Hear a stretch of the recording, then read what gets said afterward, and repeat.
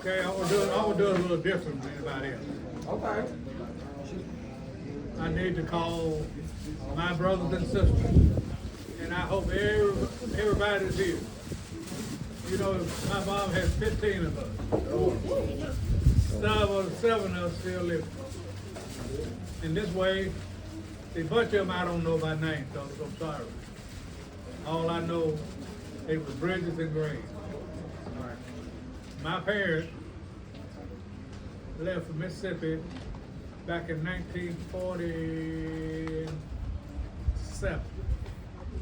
That's when they left Mississippi. He had a Effie got in the kids in. My sister. That's my mama. Every kid, y'all stand Okay. up. That's my mama. Every kid.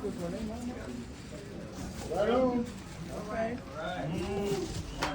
Y'all see how that is? Stand up and let them see your head.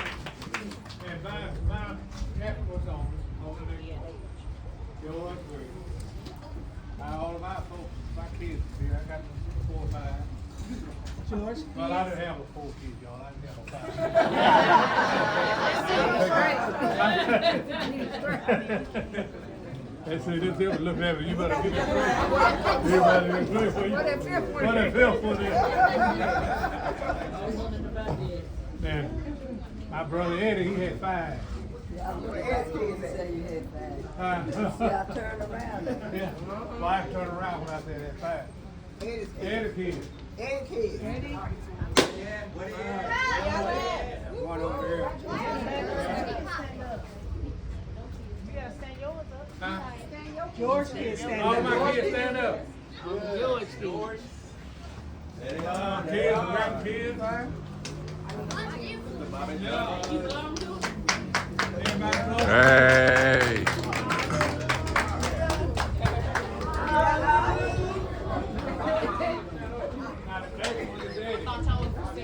Eddie's group. Eddie group. Eddie got a group here too. Behind me. Oh, yeah. Then I got another one. Lily. Lily got some here, come out and say that. Erica.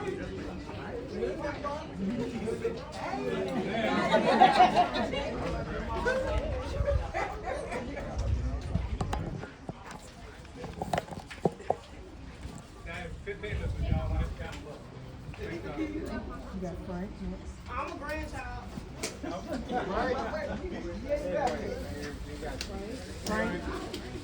Frank down the line. He go back there. After Lily. That's the Willie with Oprah. Oprah Oprah got some kids.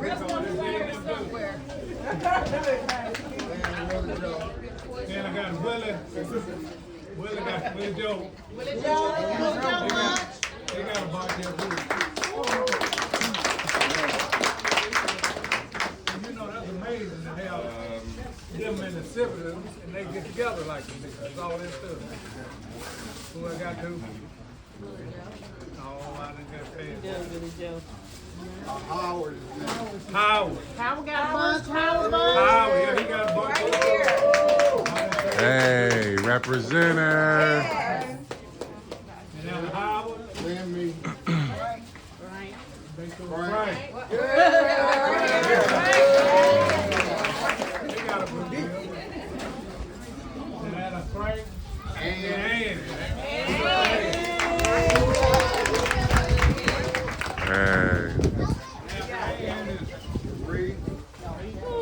No, James. But James, he didn't have any kids. He passed down in Atlanta. James, and Reed. Reed. I got that. Reed. Okay.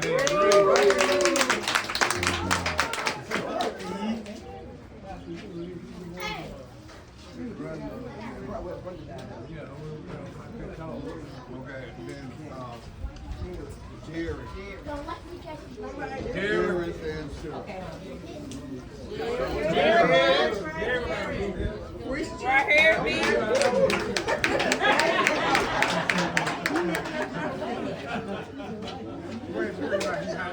And then my baby sister, the one tried to run everything. If she could run this here, she would do this. Shirley. She had one, Chase. And he passed. And I used to go down to my mama and Shirley be there. Chase could do nothing that mama didn't like. I have Chase doing something else. You know he have all kind of excuses for Chase. George, that boy can't do so and so. He can't do this. He can't do that. I said, him and his mama both come on out here. Now for the both of them were doing something else.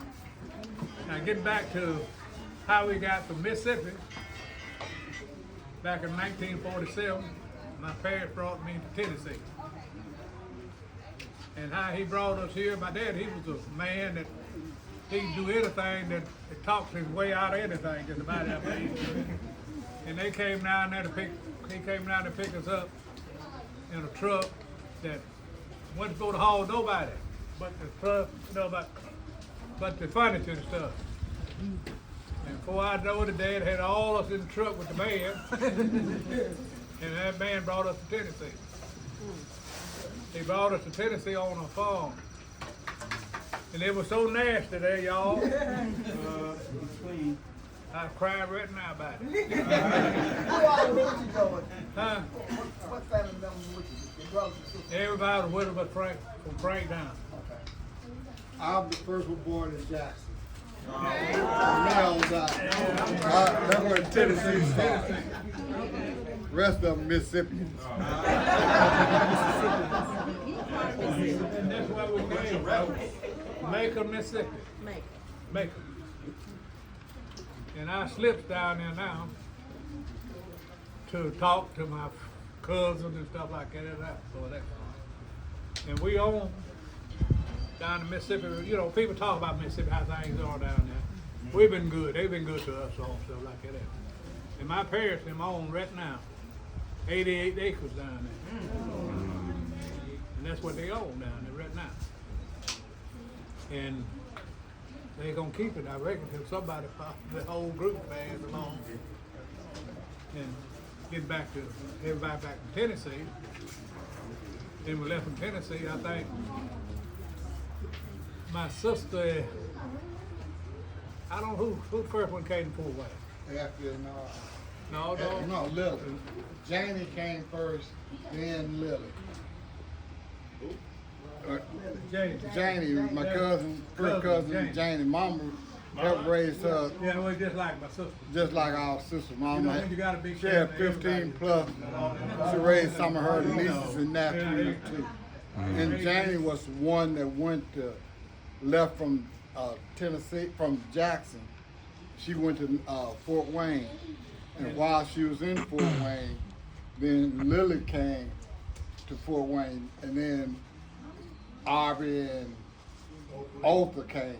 And then they went back and got their family. The only reason they had got their family, Effie had 2 or 3 kids. Mm-hmm. Lily had, I think, 1.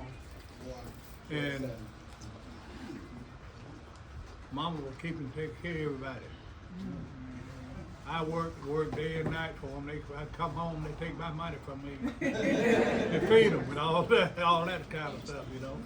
And I think Effie and Lily came home from Fort Wayne, and I told them if they didn't take the kids back with them, I was gonna put them in a box and ship them to them.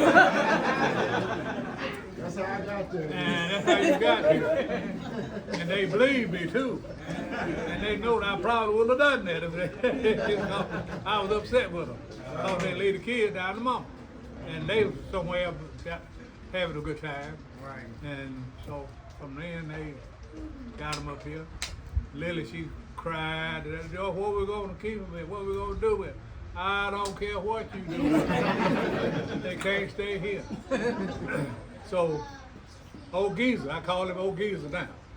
Sammy Lewis. Yeah. He raised hell right now. I called him, talked to him, and he started cussing and gutting out about something they did to him. I said, Sammy, you can't do that, son. That's all there is to it. And from there, you know, we've been a happy family. And you see how everybody works together here with food. They enjoy food, y'all. Y'all done a super job.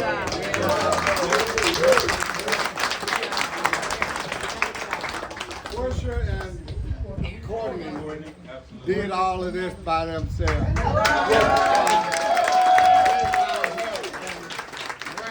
of this, and everything was great. This is the first time that we have had a family reunion and I didn't have anything to do with it. And I'm very happy now. Pass it on, and I know it's in good hands now. So no more word from me. Call Frank, you know,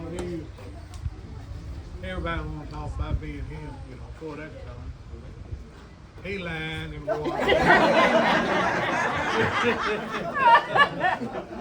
George lying.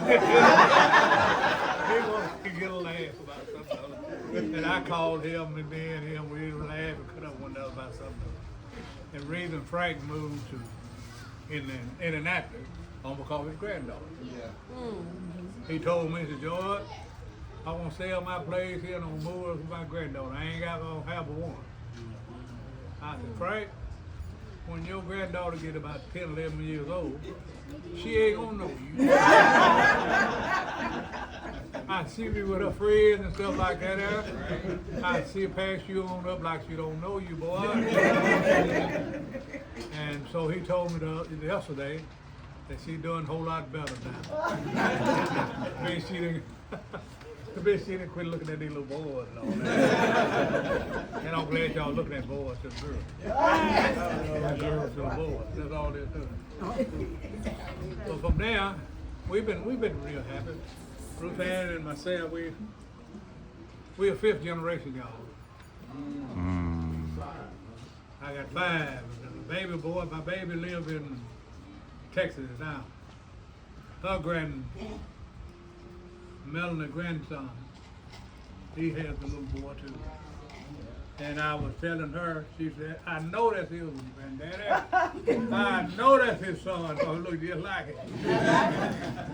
And so me and her about that, you know, I said, oh well, you feed him long enough, he'll feed you.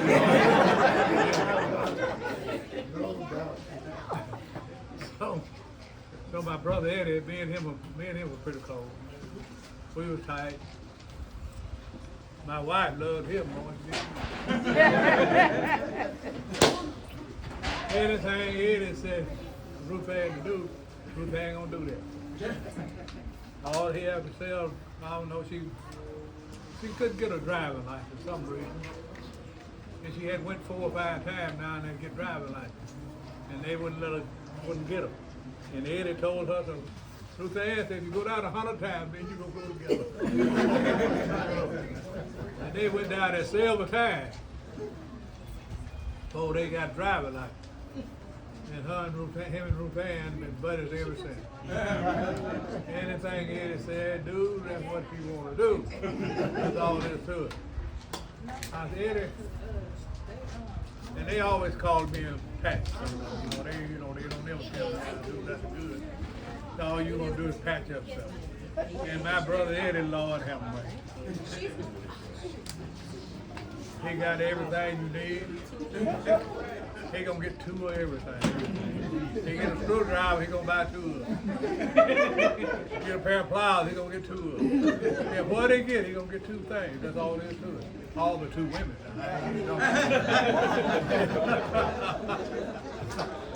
Now, he wouldn't do that. But anything else, he's gonna get 2 of everything else. And I went over to his house back here. Preston know about it. Where's his wife? And he ended up, he had so much junk in the house, in one room, he made him a long pole to get it. He had things hanging on the wall. These things have things on the wall. I said, Eddie, you got so and so? Yeah, I got it. You need it? I said, yeah, I need this thing.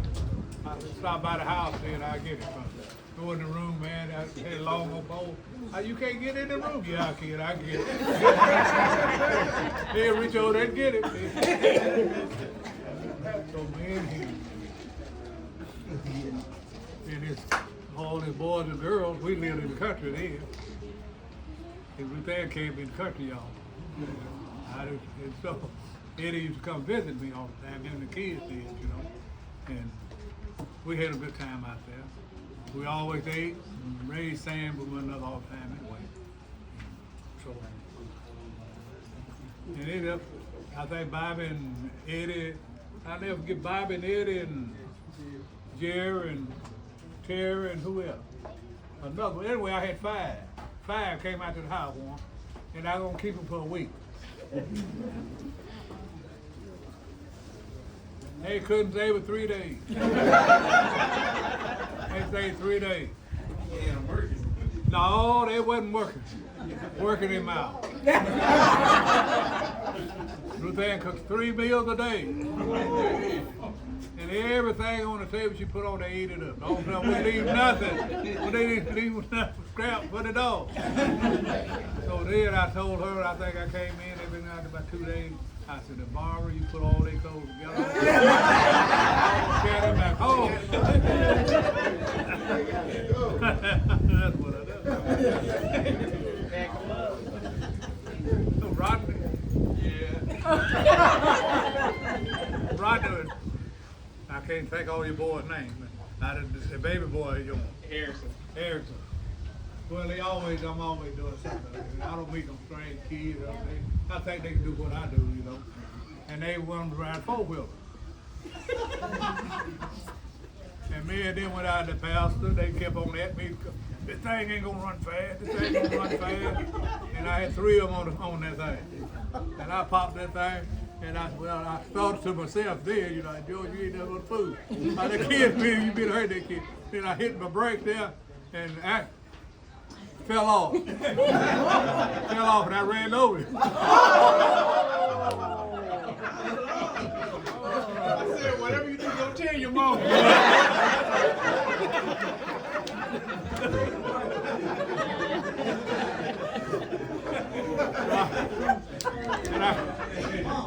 I did, I got him up and looked at him, I thought, you all right? I come over here. You all right, come over here. So, I hadn't heard from him since.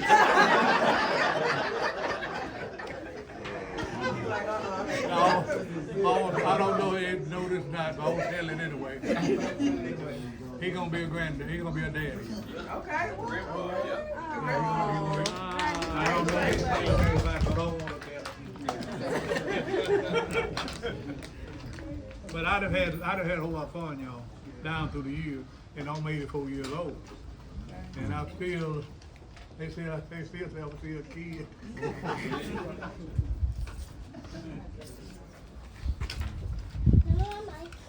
I tell this, I'm a grandkid.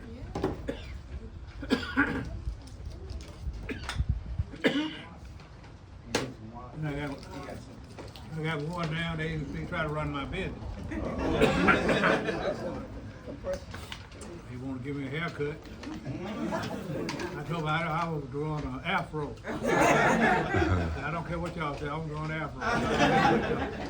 They say, well, you need to let us shape it up. And one called me last night, you gonna get a haircut? No, I ain't planning to. And they thought that you need it anyway. Y'all, that's my head, that ain't y'all head. What you told them when they were young, George. What did I do?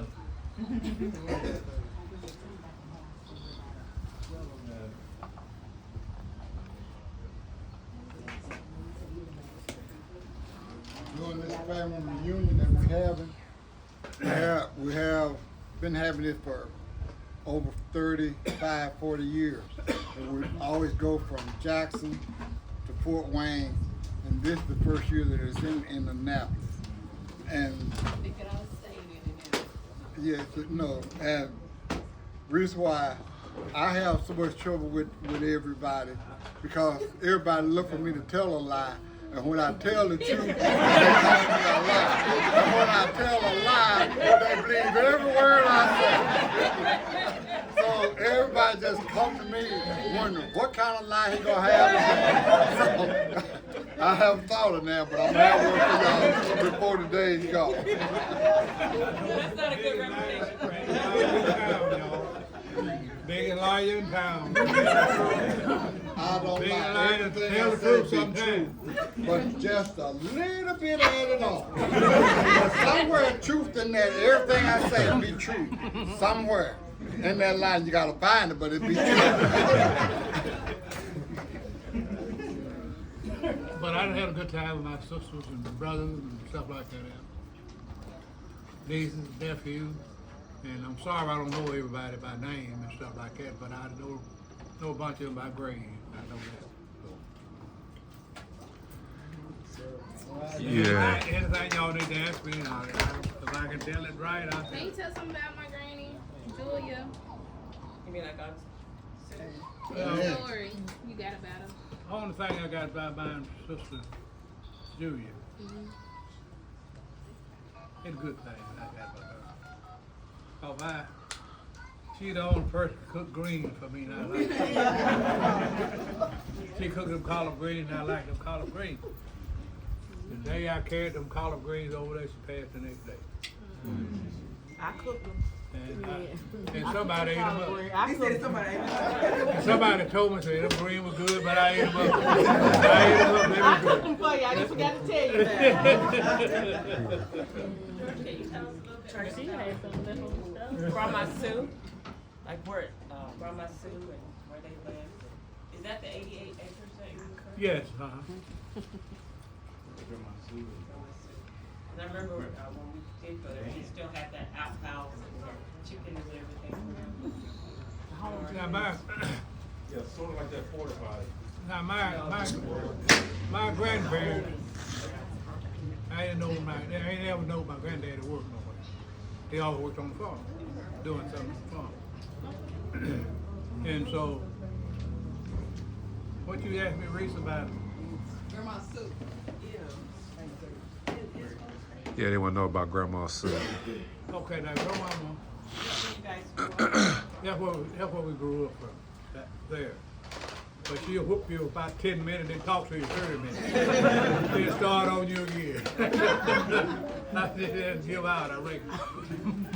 And my granddaddy, like I said, I ain't never known him do anything but catch coon, rabbits, and possum, and mink, and stuff like that. And he had a board he stretched them out on, they get dried, and he ship them off somewhere. I don't know what he done with them, but he shipped them off to get the money back. And they had cows and stuff like that he'll milk them every morning. And I got a jug at the house right now. He carried that thing down to the brewer down there, and somebody pick them up every morning. And that's how he made his living. Now they got some cane, I call it, that where you make salt and molasses out of.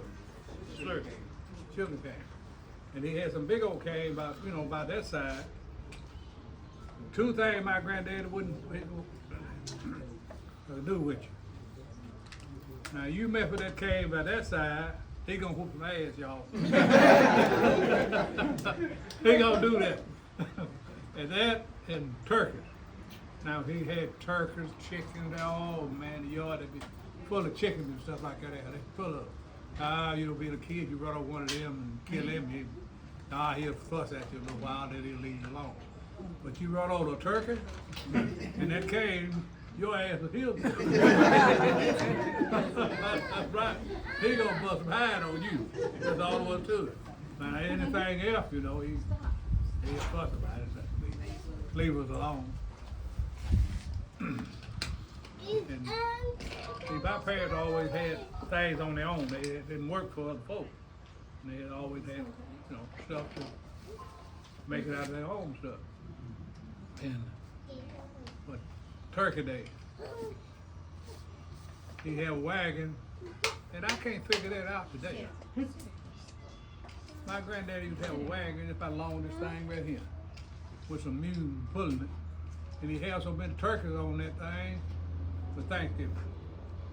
And he go to town, and that's what he sold. That's how he sold them. He sold every one of them. And I always been a nosy fella anyway, see what's going on.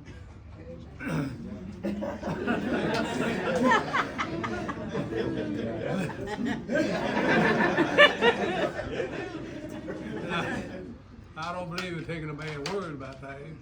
I gotta see it myself. I don't mind come by, sneak by, and see what's going on with you. That's all they do. That's the way my grandparents used to do me. And my grandpa, he had us so scared. He called my one said, he called my grandma Sue. And back then they had dogs and stuff like that out. They said the kid was sweet, he'd go mad. All they did was get sugar, that's all it was. And the dog went mad and he had his head out the door looking at the dog like that. And grandma fell up against the door and had his head out the door. And he was pulling, trying to pull his head back in. He couldn't get his head back in because he had the door locked, so he couldn't get back in the house. And he told that lie for all back a long time. And it's about to happen, I don't know. And he was talking about the time he, we ever want to know about Dan.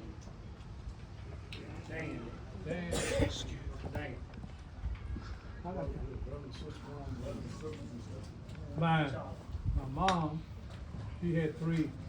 She had three brothers.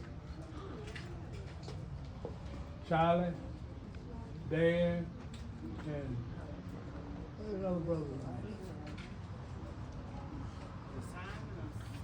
No, Simon, that was his uncle. But anyway, he lives in out from Memphis over there, Arkansas. See, y'all got a bunch of folks live in Arkansas. My daddy, my mama, brother, his folks live in over there. Over in Arkansas, Little Rock. And I carried him home one time. I think when all my kids were 4 or 5 years old, 10, I would come from Mississippi down there, and he was halfway home.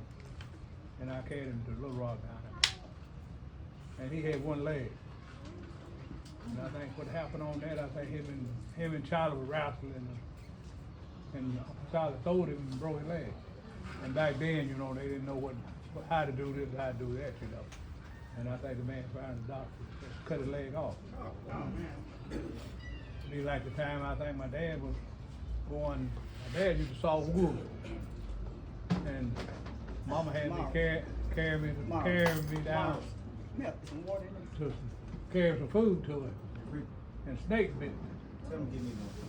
And I didn't know, all I thought it was a worm. Because I was about 5, 6 years old. And my legs swole up big, you know. And they had what this was. They put something on my leg. Cuckabug. They boiled some cuckabug leaves and put my foot in the over it like that and put water on it. Not in the, I don't want to talk in the pot. That's the steam. The steam on it, and it went down. And you carried me to the doctor, well, there wasn't no poison snake. But I know that every poison snake I've been dead. But he did. He took, you know, with that cuckabug, boil it, and use the steam that it get me off of that. Now for Charlie, I don't think he got in there. We just about lost track of his children. He had one showed up once, and I met him. He's in Texas. He's supposed to come to Texas, and I met him on 45 out on the highway, and I brought him to my house. And out of that, I hadn't seen him anymore. That was on Charlie's boy. Then he had one came by my house, him and his wife, And I lost track of them too. And I don't know what ever happened to them. Now they live in Champaign, Illinois, that's where they were living. And I imagine some of them still there. Now Ann, she left what? Who that kept her for? Simon. Simon kept Ann for a little while there. My mom and dad got divorced after 15 years, having all the children. And Uncle Dan right now, his boy lives there in Macon right now. Les. He lives there now. He lives on the place, and he wants everybody to send him some money down there to pay taxes. So he's living on the 88 acres? Yeah. And he wants you to send some money down there so he can pay tax. And he got probably 15 or 20,000. And I told him he need to pay us tax. He rented the place. He wasn't getting everything off the place. We ain't getting nothing off of it. Timber and stuff. Yeah, timber and all that stuff there. He selling stuff off of it. He don't ever send nobody nothing. So I cut that out with my mom. Me and her was into it. Sarah and Louise and Janie. I went down there, had me crying and going on. But that's what is gonna happen, y'all. We ain't sending no more money down here. We ain't doing this no more. So they ended up, they had me crying down there with them and stuff like that. We ain't crying enough to send some money down there. We ain't sending nothing down there since. And they still got the plane. And somebody called me about it last year. Hattie. Somebody know Hattie? Yeah, it was Helen that called. Helen? Helen. Yeah, that's right. That's still Hattie. That was Helen. Hattie's daughter. Hattie's daughter, yes. Okay, I know I had some kind of way there. She called me. And I don't know what happened out of there. I don't know. I ain't talked to her once since then. And you tell her she can call me, I still talk to her. All right, I'll let it know. I don't know, I still talk to her. But we ain't saving no money.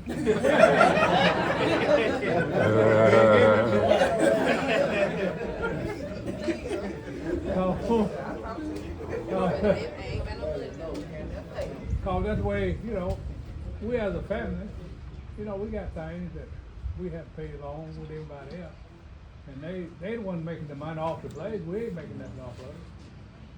I got a question there.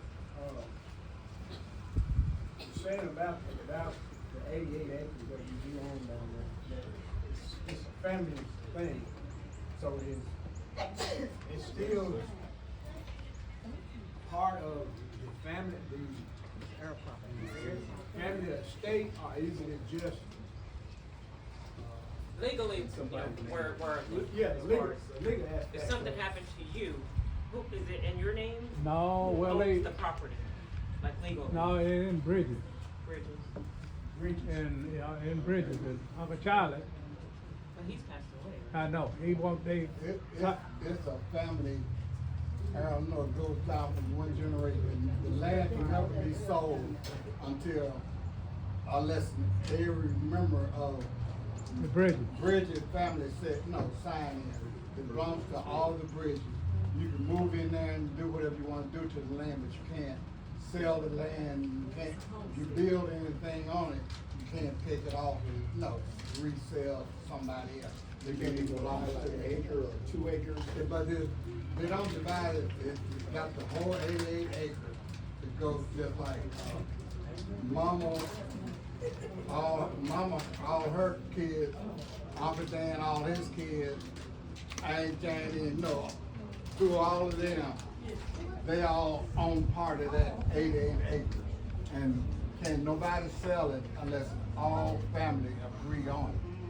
So that's why it's sitting there and just as a family heirloom, the family. Family heirloom. Yeah. On your homestead. It's a home, I know we saw on 60 Minutes a couple of months ago, they called it air property. I think it was in South Carolina, North Carolina, and that was the same thing. They had issues because somehow legally, one person did something with an attorney and they sold that land, so they had to end up moving off their property. But there are probably some legal issues with it, but it's their property, like you said, it's, everybody owns the property, but nobody owns any particular acreage of the property, so, yeah. Now, how she got on my number, I don't know. But anyway, I talked to her. Uncle George? Yeah. I guess I wanted to ask you also about your dad and what was your dad's legal name, because Daddy, when I did the family tree, I have in there noted that he told me his name is Woodrow Wilson Gray. That was my And everybody daddy's says name, Woodrow. Woodrow Wilson. Yeah. Okay, but they called him Joe, that's Call his him name? Joe, that's what they called him Joe, that's what he went. We didn't know That wasn't his anything real about name? Woodrow Wilson. All our lives till we got grown, we always thought his name was Joe Gray. How you get Joe? I would, he gave his name himself, Joe. His name himself, Joe. And they legally through everything, paperwork has Joe Gray. It doesn't have Woodrow, whatever.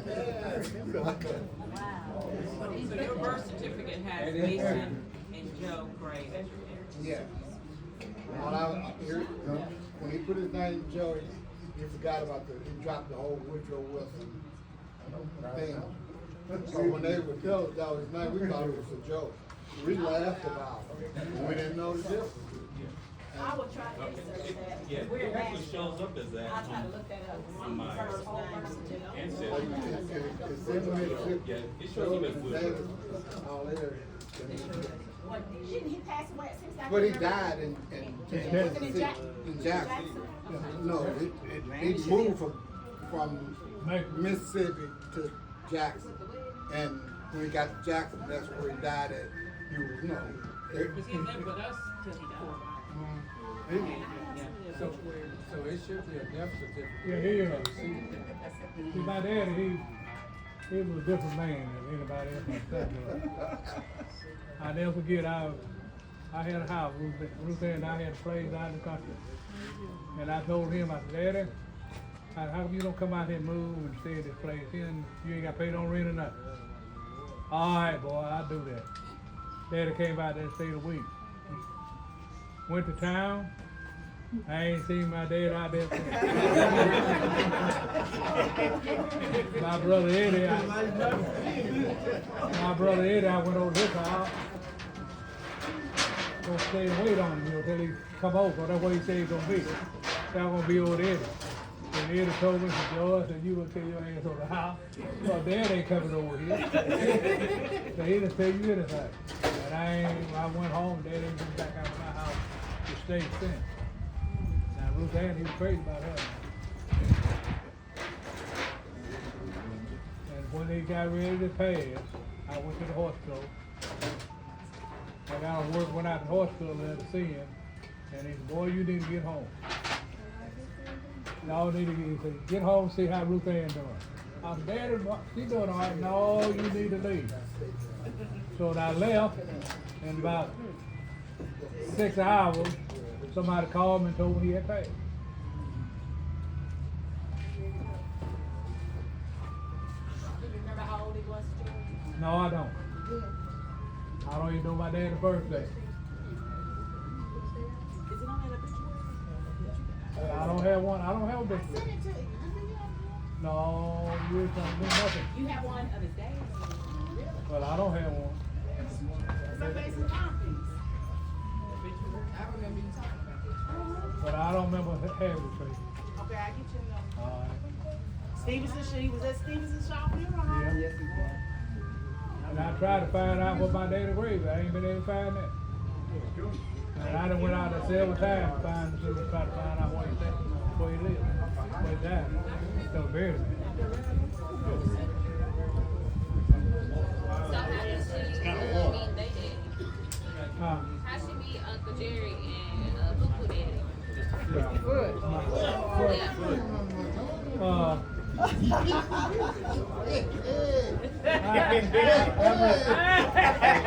really don't know.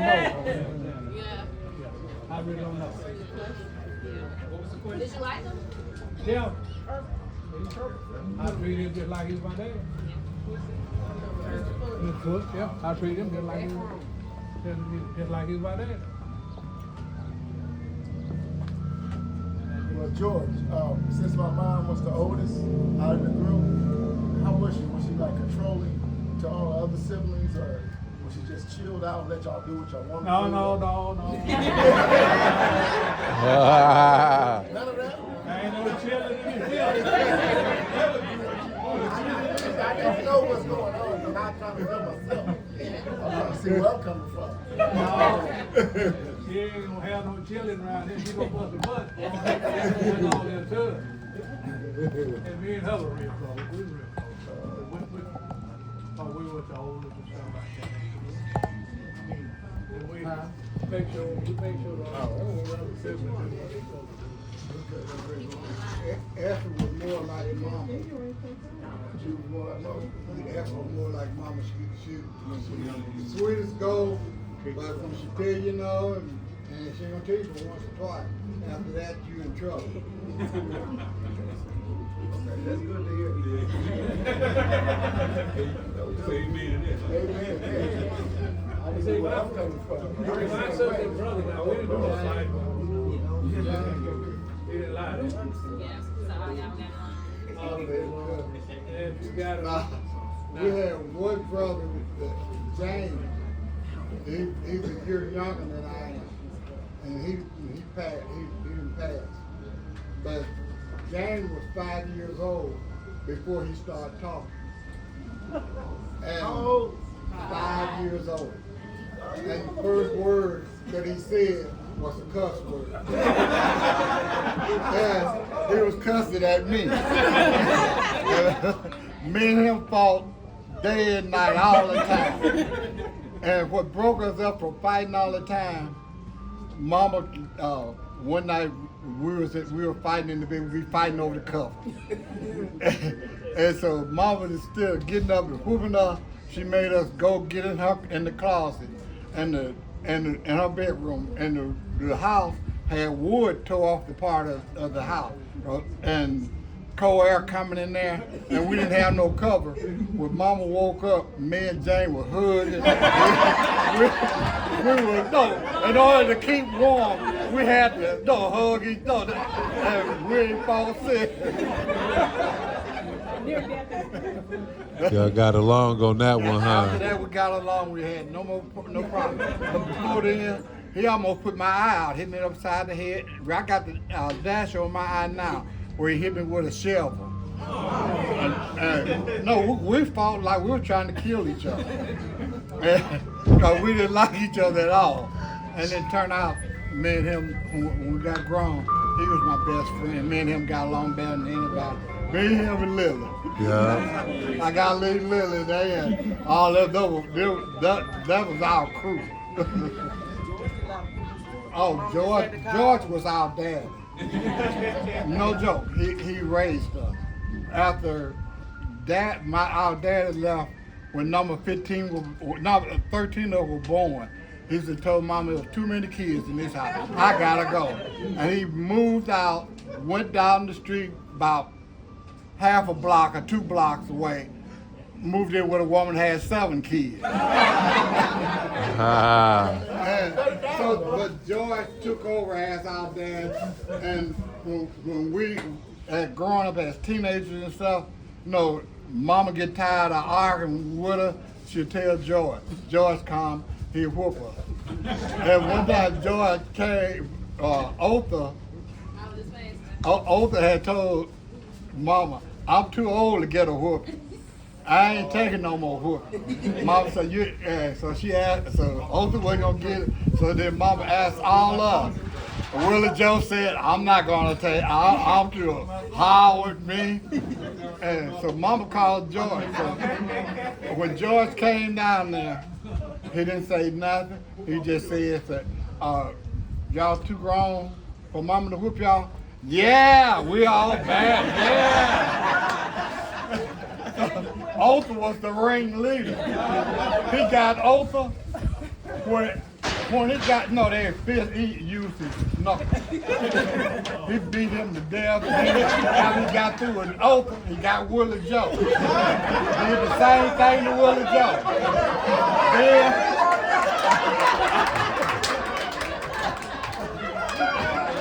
after he got through with Willie Joe, he did Howard. No, they had not won the post off the front porch down. Oh yeah, no, it was a real brawl. When George come to me, I started bleeding. I started begging. I ain't too old. I'll take it. And so I had to go get a switch. George would be with that switch, but I didn't want them knuckles. And from then on, Mama had no trouble with her and tell us anything. Yeah, they all she do, George. Whatever it is, be done. But he was disciplined, but he was loved. He showed us so much, taught us different things as to grow up as young men, and that's why we are where we are now. It's all because of him and my mom. Our dad, well, I didn't care much for him. But I ain't gonna even talk about it. But the rest of them, George took care of all of us. Like I said, he would bring food from his house to us. But one time, George, we had to get Mama and put in the closet away from George. George had a television and we didn't have none. And we wanted a television. Mama gonna let us have what George told her we didn't need that. That's the only time Mama went against George. We talked and begged and cried and hollered. Then she went and got us a television. And so that, other than that, George been it. So where did you guys live? Now, Ray was the only one who was so much like my dad. That's why I call her Joe Baby. She was a daddy girl. She was so much like my daddy. And she'll get upset and she'll cuss and go over and down. Just like my daddy.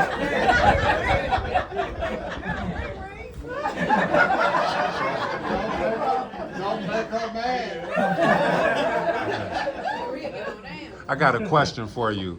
So you had to go over there and beat up at least 6 grown men who thought they was grown men. Thought they were grown. What was you eating to give you that much endurance and strength? I don't know. I always was a small fella. And, I got ready to, if me and you get into it, I ain't gonna wait till you do something to me. I want to do it to you first. First thing you know, you on the ground. With my Mason, her thing was, don't never pass the first lick. So you can't do any, what was it? So you was passing the first licks? Then you got into it, baby. You gonna be you're gonna be around. Okay. If me you mean business. If you mean business, y'all, I'd took you up. I'm trying to see, so did you take breaks between the fights, but then you lined them up? Most of the time, baby. We was lined up, we were waiting. You better not run. That's even worse. And I was always, I like to always be small, fella. You ain't got the wife. Oh,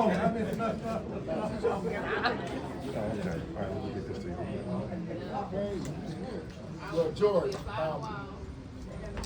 my stepdad, Aubrey Douglas, well, he's my dad. Yeah, we're there.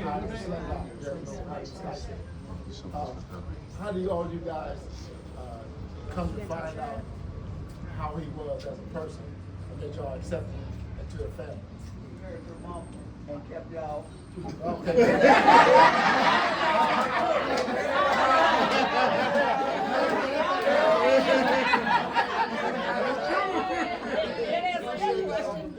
She had 6 kids, and Arb took all 6 kids like he is. Right You on. can't do nothing but love a man like that. Hold your feet back on.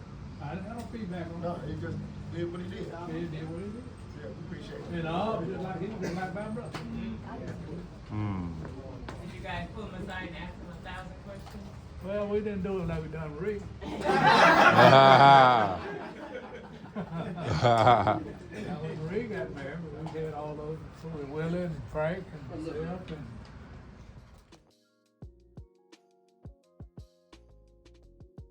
He was in the family, he was whooping.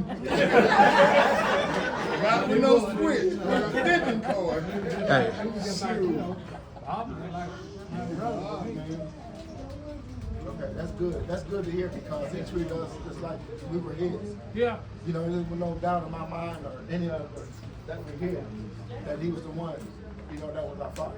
There's no doubt about it. You know. So they saying that, I just let everybody know we appreciate it. A stepdad is for something. It's different. If you're not the real dad, but a stepdad can step in. That's the word. Stepdad. Stepdad take care of business. That's what they do. You know, if he ain't doing the right thing, then you gotta go and move on. Bottom line, but Harvey Douglas is the dad that, you know, brought us up. All the kids that my mom had, whatever, he treated everybody the same way. You know, that was very important because I try to live my life as of now the same way because I got stepkids myself. You know, it was like anybody that come in my territory, in my zone, in my area, we all one. Right. That's one thing we don't use step. Right. That's right. No, there ain't no such thing as step dad, No, there's none of that. unless you're gonna walk on them, that's what. And so, your dad, once your mom or your dad, whoever the person is married, something like that, that's why they don't say step. Right. Because we're not step. Well, I got you here now. Me and you and I are talking among the family. I need, for all the newbies that start dating or got somebody that's new or 1 or 2 years that's involved, you just dating or they call it courting. There's the 5-year rule that you have to abide by. And Uncle Frank will tell you about that 5-year rule. You can't talk, all that stuff. Hey, class you gotta go to.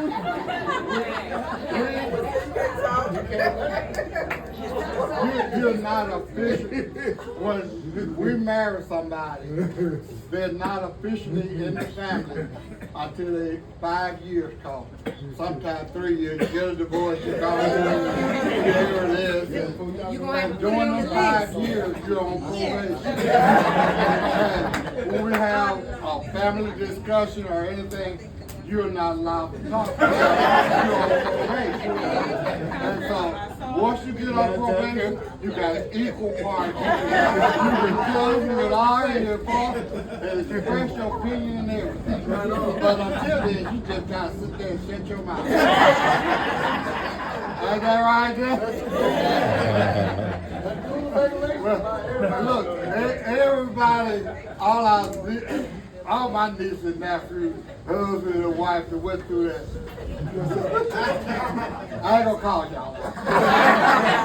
But you know you was on probation. And the good thing about it, they accepted it. They stayed along and they went by the rules. Once they got out of there, they got out, they wanted to let out 5 years more. They wanted to say.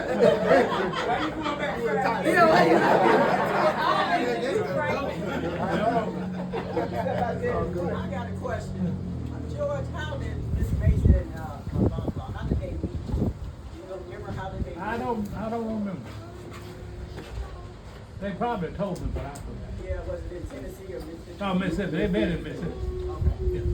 Well, I got a question too. Well, you know, with you having to take on so much responsibility, what type of work was available for you back then, and just what was like the common thing? Just a common thing. I've always been a person that I kind of like my granddad. Always had something to do, make some money. Uh-huh. And I make extra money. And I tell my, sometimes I got a baby boy, but that's just all, me and him talking about that now sometimes. I have walked, 2 or 3 miles just to go to work. And I never was late. never had a cold, come home, do what I supposed to do for Ruth Ann and them. I just never been, have no problems. And I tell him, you know, I called him back here a few weeks ago and asked to do something for me. Hey, Dad, how I'm gonna get out there? I said, you got a bicycle. I said, you got 2 feet, you can walk out there if you really want to do it. Right. And he said, I'll call you back, but I ain't got the call back yet. So, me and him, you know, I treat him just like I do Bobby, Deborah, and Jeanette. Something I need to do for him, I'm gonna do it. Got you. But about George, but when we say he raised the family, George he didn't go to high school. He worked on television. He worked for. He self-taught himself everything, education and all. He had no kind of education other than 3rd or 4th grade. I went to school, I was gonna tell y'all that I've been to school 3 months, y'all, in my life. Okay, I know it wasn't 3 months. And You know, straight, 3 months. I ain't even talking about, didn't go to school. I go week, 2 weeks, 2 weeks, I have to stay out. 1 or 2 weeks, I stay out, something like that. But go 3 months, I never know that. But I can do anything anybody else, And I he married. worked for Sears, repairing TVs. He worked at another place. He shined shoes. George did anything, like I said, to make money. But George is one that you can look up to and say, he's a pillar that you can respect and try to build your life towards to guide. And he's a great mentor for all of us. Let's hear it for him.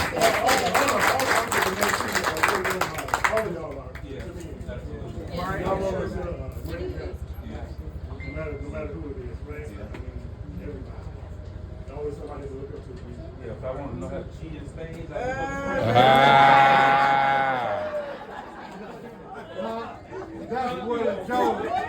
That's what George Connie do to cheat. Hey, so Uncle George, you got any last or encouraging words you want to say to the family before we go into the next phase? No, all I can say, I hope y'all stick together. I'm 84 years old. I ain't gonna be here no long, 84 more years. But I hope everybody stick together. And you see one another doing something you ought not to do, tell them, say something to them about it. Don't miss it, say do it. Say something to him about it. And if he don't listen, well, you go on about your business. You done told him what you supposed to say. And if he's come along to, you're right. So just leave him alone. Amen. Hey, well, this right here was that episode of Gentleman's Corner.